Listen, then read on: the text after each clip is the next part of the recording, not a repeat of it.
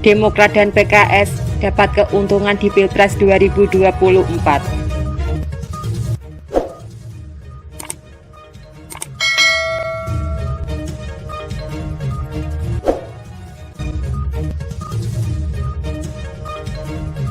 Jika terus mengkritisi kebijakan pemerintahan Joko Widodo, Partai Demokrat dan PKS akan mendapatkan keuntungan di Pilpres 2024 mendatang. Begitu yang disampaikan oleh Direktur Eksekutif Oversight of Indonesia Democratic Policy, Satya Purwanto, menanggapi hasil dua lembaga survei yang memperlihatkan PDI Perjuangan masih berada di urutan paling atas tingkat elektabilitasnya. Menurut Satya, presentasi perolehan suara dari metode survei lebih dipengaruhi oleh popularitas dari partai tersebut, sehingga angka yang diperoleh menunjukkan memori orang ketika diberikan pertanyaan secara spontan.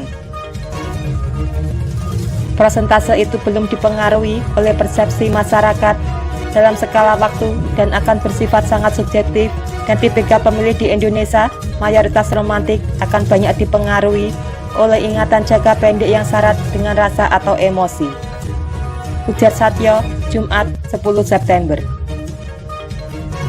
Sehingga kata Satya, tidak heran jika angka yang diperoleh lembaga survei bisa dianggap mempresentasikan subjektivitas pemilih jika dibandingkan dengan perolehan suara PDIP pada 2019 yang mengalami defisit 2%. Sedangkan Gerindra, Golkar, dan seluruh partai pendukung pemerintah mengalami penurunan tingkat elektoral cukup signifikan, kata Satya.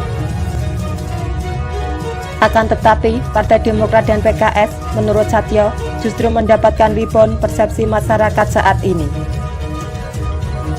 Dan bukan tidak mungkin jika mereka bisa mempertahankan komitmen kritis terhadap kebijakan pemerintah, persentase mereka, khususnya Partai Demokrat, bisa menyodok ke urutan 4, mungkin bisa ketiga. Jelas Satya.